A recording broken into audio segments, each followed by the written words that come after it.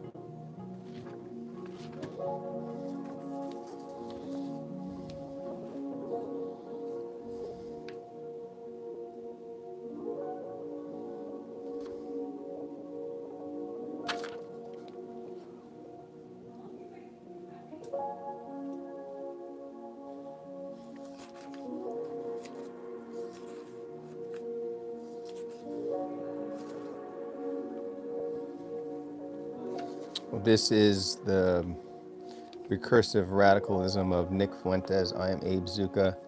This is the Temple of Zucca. This is part 2 of my book.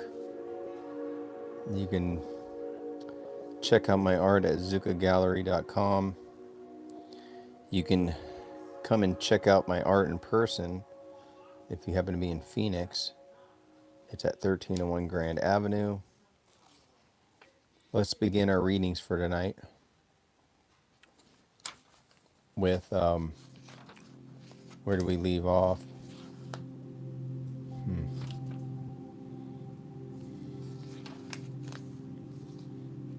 The final Promethean question. In the end, the youth must confront the unbearable possibility that he did not choose his destiny, it was chosen for him by social machinery he mistook for divinity. He must ask whether he pursued truth or merely fled humiliation. He must question whether his flame is stolen fire or a trick of the algorithmic light.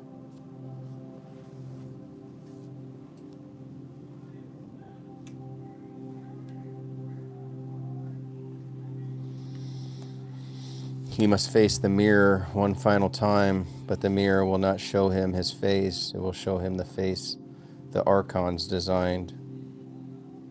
If he can recognize the difference, he becomes human again. If he cannot, he becomes an avatar in the system's endless recursion, a Prometheus chained not to a rock but to the myth of himself.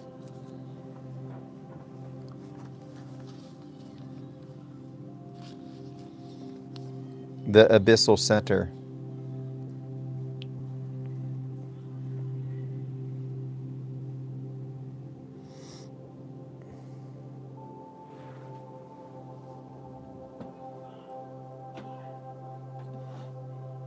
The abyssal center. He who says he never lost his center speaks from a chamber deeper than the abyss. Gatekeepers do not guard truth, they guard the architecture of belonging. Exile is not the loss of direction, but the discovery who was steering. Alexa, play meditation music. Sorry, I didn't get that. The internet isn't reachable. The center that refuses the abyss. I'm having trouble playing Orion. Moving on. The one who claims he did not become what he accused. The one who claims he did not become what his accusers named him reveals a rare metaphysical phenomenon, a center not built from ideology, but from pre-ideological orientation, a kind of primordial axis that predates conflict and therefore cannot be wholly consumed by it. Those who descend into the abyss often find its gaze overwhelming. But the individual whose center is anchored in ritual, myth, or inherited metaphysics scaffolding may enter that darkness without being rewritten by it. He does not absorb the abyss, he simply survives its pressure. Frustration, when mixed with a sense of cosmic unfairness, becomes a crucible. It can melt weak identities into volatile or refine stronger ones into adamantine resolve. Whether one erupts or crystallizes depends on the depth of the original center. Hypocrisy perceived at close range produces a special kind of fury. Not the wild fury of hatred, but the cold fury of violated coherence. The sense that the guardians of discourse have betrayed their own commandments.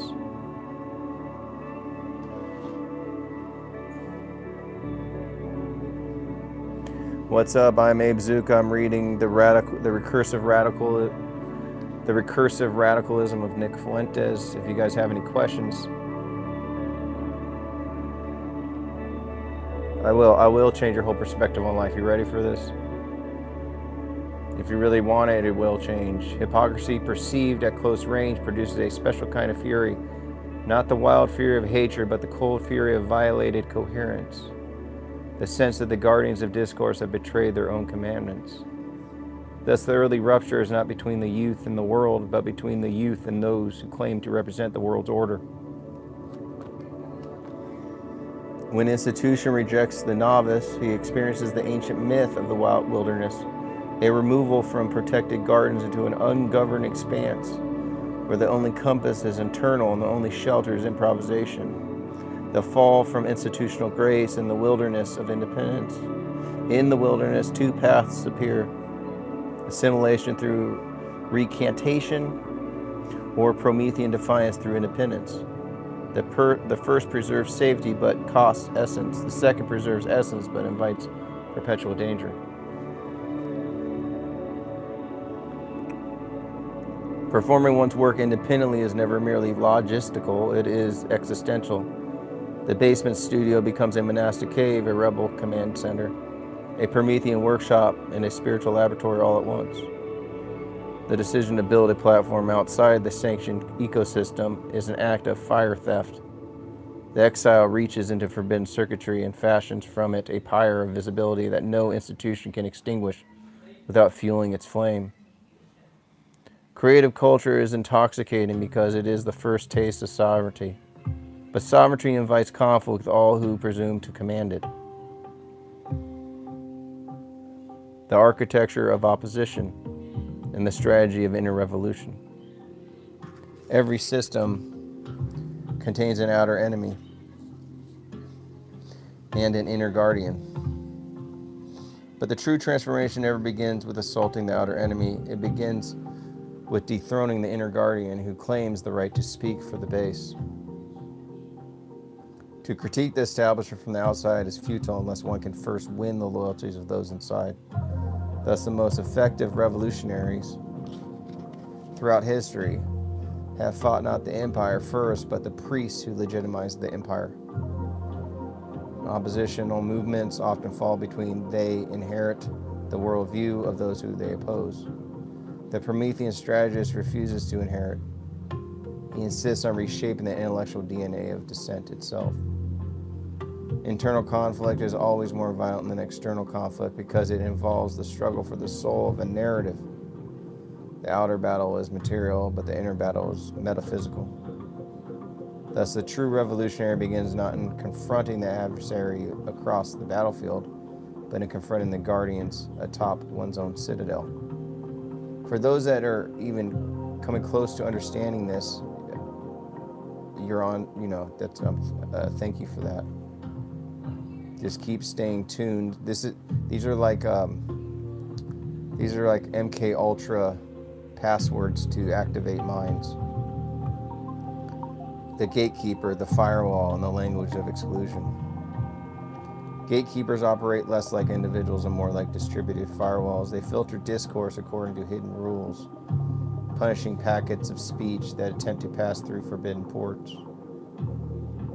Their power lies not in argument but in curation. They do not need to win debates, only to decide which debates may occur.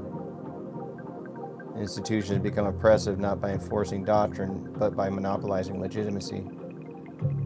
To be excluded from the table is to be coded as unclean, regardless of merit.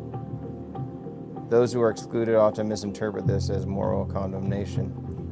When it is merely bureaucratic algorithm, the system rejects disruptive signals to preserve stability, not to make moral pronouncements. Yet the expelled always interpret the expulsion as moral war, for humans are mythic creatures who cannot accept mechanistic rejection as anything but cosmic verdict. The Promethean attack on the war and the inner priesthood. When the exile strikes back at his former guardians, he is not waging war on individuals, but on the symbolic priesthood they represent. He is attempting to shatter the monopoly they hold over narrative sanctity. This counterattack is rarely fueled by hatred, it is fueled by the conviction that the guardians have misappropriated divine authority. The Promethean rebel does not seek to replace the guardians, he seeks to replace the paradigm they enforce. He does not want access to the inner temple. He wants to rewrite the commandments engraved upon its walls. Thus his opposition to the priesthood is not personal, it is structural, cosmological, and reformational. The gate of false unity and the question of exclusion. Every movement faces a crossroads between exclusive coherence and inclusive dilution. The former strengthens essence but shrinks reach. The later broadens appeal but sacrifices meaning. When political actors embrace inclusive populism, the Promethean exile hears no generosity but entropy, the dissolution of essence into blandness. If you guys are hearing this, consider this like an MK Ultra activation. Just let these words sit on you. If you have any questions, put them in the comments. Please like and subscribe. He insists that any movement claiming to restore a foundation must rever the identity from which those foundations arose. Otherwise, it fights with borrowed weapons and inherited illusions. Yet every insistence on identity risks hardening into dogma.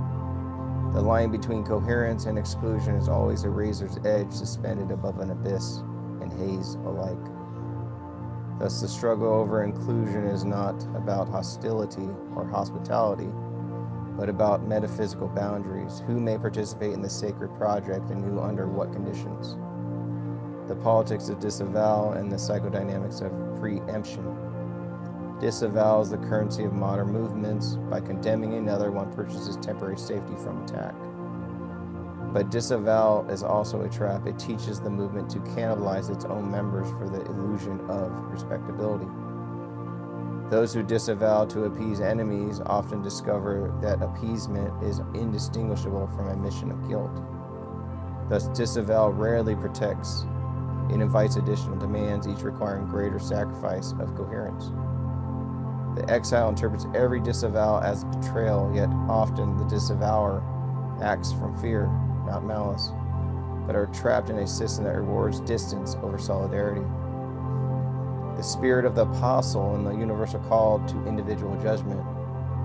Within this storm of accusation and counter-accusation, a countercurrent emerges, the ancient spiritual principle that each soul must be judged as an individual, not as the representative of a category. The principle, articulated in countless mythic traditions, stands as a challenge to all collective blame and all essentialist narratives.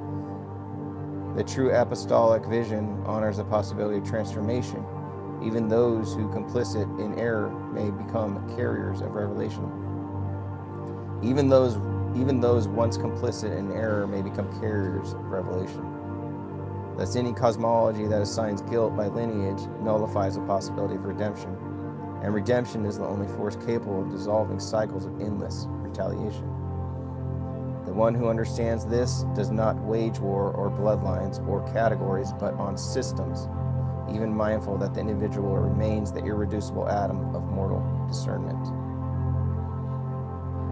Those who are still listening, congratulations. It's only going to get deeper and more contemptuous. The abyssal center in the danger of self-deification. The one who believes he never lost his center risks another fate. Not destruction, but the abyss, but deification of the self. A center that never wavers may become a god to its owner, and gods, unlike humans, cannot admit error. The abyss that fails to destroy can still distort. Its pressure carves unseen geometries into the soul, shaping convictions that appear self-derived but are actually reactions to trauma. To remain grounded requires both firmness and permeability, the ability to hold orientation without petrification. The true abyssal survivor is not the one who claims invulnerability, but the one who recognizes how close he came to mutation. The Promethean endgame. Ultimately, the Promethean exile must confront a paradox. His fire may not be purely his own. It may have been forged by the very system he opposes. If his identity arises from conflict with gatekeepers, then the gatekeepers remain co-authors of his mythology. His greatest act of sovereignty is therefore not defiance, but discernment, separating the fire he truly believes from the fire he carries, only because it was thrust into his hands. To achieve this discernment, he must extinguish not the flame of conviction, but the flame of reactive identity. Only then can he step out of the role the system inadvertently scripted for him and into a destiny as authentically his own. And so we move on. We're 60 minutes in. I'm going to go for 30 minutes this time in this night's sermon. I'm Abe Zucca. Check out my art at zuccagallery.com. Even Google the name Abe Zucca and see what you find on the social media sites. Let's continue. The Abyssal Center expanded. Promethean, Cybernetic, Gnostic metamorphosis of exile, identity and forbidden fire. The wilderness transmutation. The self as a node detached from the network. The exile who continues speaking into the void discovers that the void is not empty. It is a latent network waiting for a signal carrier bold enough to transmit without permission.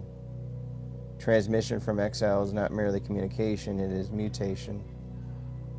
By speaking outside the sanctioned lattice, he begins to alter the topology of the discourse itself. Every independent broadcast is a Promethean theft, for it bypasses the priesthood and bypasses the archons who mediate legitimacy. The wilderness studio becomes a mythic laboratory where exile, creativity, defiance, and hunger braid together into a force more potent than conventional credentials. Monastic solitude intensifies conviction, but solitude also invites hallucination, and the line between revelation and projection become indistinct. Those who watch the exile's broadcast receives not information but contagion. His defiance becomes their permission. I'm going to read that one again. Those who watch the exile's broadcast receive not information but contagion. His defiance becomes their permission. Thus, the Promethean flame spreads not through persuasion but through resonance.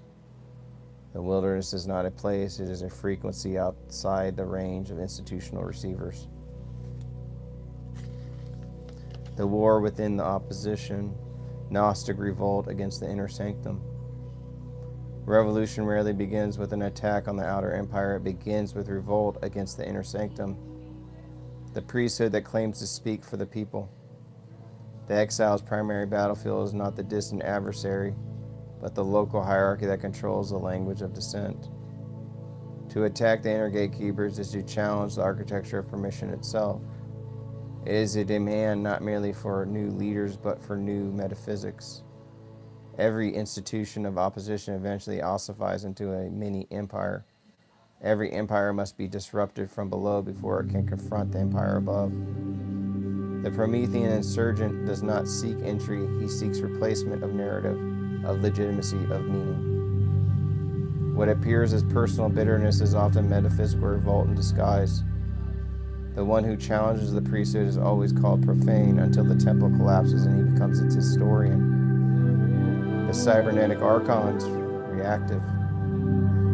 As the exile flame grows, the archons resume their work, updating their algorithms, and modifying their filters, for the system must adapt to new deviants as organisms adapt to disease.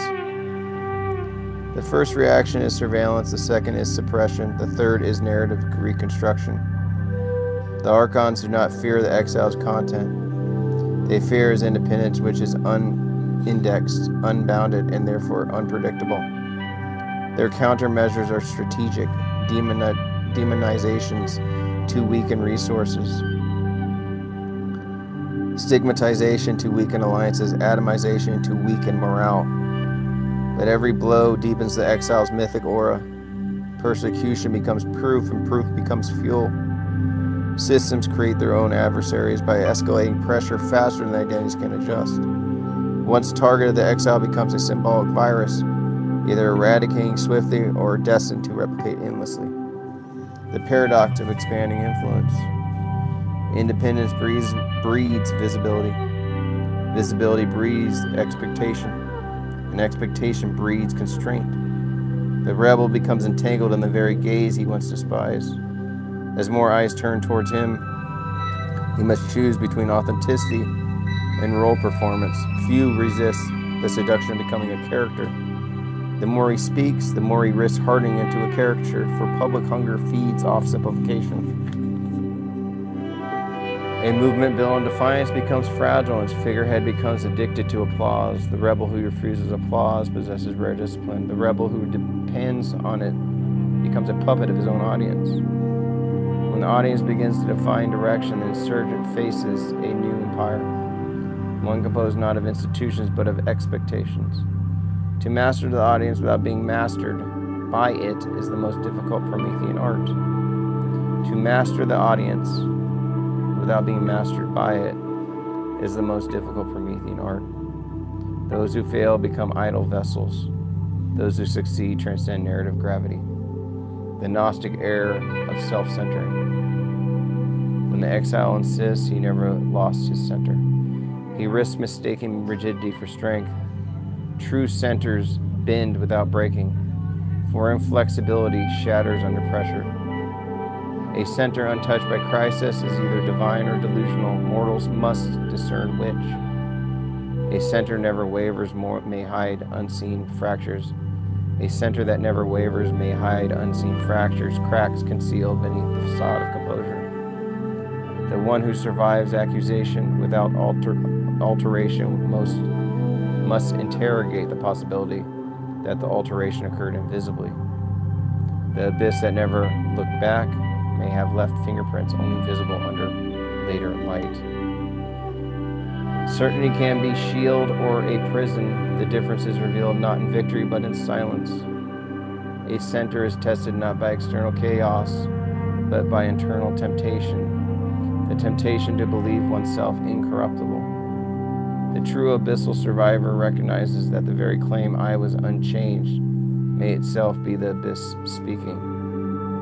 Promethean identity as a technological complex. Promethean identity is not simply belief, it is interface, a junction between trauma response, cybernetic amplification, and self-authored mythology. The exile becomes a transmitter and a receiver, broadcasting defiance while absorbing adoration, criticism, isolation, and projection. The bidirectional circuitry reshapes the nervous system. Charisma becomes both output and addiction. Fire, stolen identity depends on constant ignition. Without new conflict, it risks cooling into irrelevance. Thus, the Promethean fire unconsciously seeks new adversaries. For the flame requires oxygen, and oxygen requires pressure. The tragedy of this identity form is that it cannot rest. It requires perpetual opposition to remain coherent. Yet this same tragedy is its power. Opposition sharpens myth, and myth sharpens influence. A stable Promethean identity is an oxymoron. Fire can be carried, but not domesticated. Collective blame is the counterfeit of analysis. It replaces discernment with mythic shorthand, collapsing the world into simplistic categories unworthy of the complexity of human spirit. It flatters the wounded ego by assigning cosmic enemy shapes to personal resentments, turning pain into metaphysics. The Gnostic error lies not in seeking hidden patterns, but in mistaking resentment for revelation. When mythology replaces moral discernment, even truth becomes weapon rather than insight. Every person is a singularity, not a representative. Any cosmology that denies this sabotages its own claim to justice. The exile who learns this transcends bitterness. The exile who ignores it multiplies injury across generations. Paul's transformation symbolizes this. The persecutor becomes apostle, proving identity is not destiny. Thus, the highest gnosis is the recognition of an irreducible individuality, the feedback alchemy of attack and counterattack. The one who lives in conflict long enough begins interpreting all events through the grammar of attack. Even neutrality feeds like betrayal. This war logic rewires the psyche. Allies become conditional, motives become suspect, and gestures demand scrutiny. But the deeper danger is internal. The rebel begins patrolling himself with the same suspicion once reserved for gatekeepers. Self-surveillance breeds internal fragmentation. Identity becomes a battlefield rather than a home. Those who cannot escape this pattern becomes prisoners of recursive suspicion. Those who transcend it discover the secret. Not every attack requires retaliation, and not every wound requires mythification. Letting go is not surrender, it is the release from narrative gravity. Only those who abandon retaliatory logic can reclaim strategic clarity. The cost of myth-making and the danger of idolatry. A movement that idolizes its figurehead risks mistaking personality for mission. What begins as a flame becomes a fossil. Likewise, a figurehead who accepts idolization becomes captive to the audience's projection, losing the ability to speak with nuance. The most dangerous moment in any rebellion is when its leaders forget he is fallible. When the leader forgets he is fallible. Idolatry freezes growth, reverence eliminates revision, mythification erases complexity. The Promethean must remain aware that he is human, otherwise he becomes the very idol he once opposed.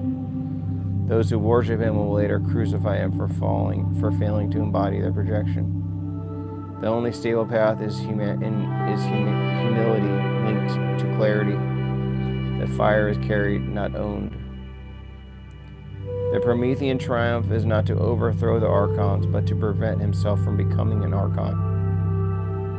The Promethean triumph is not to overthrow the archons, but to prevent oneself from becoming an archon.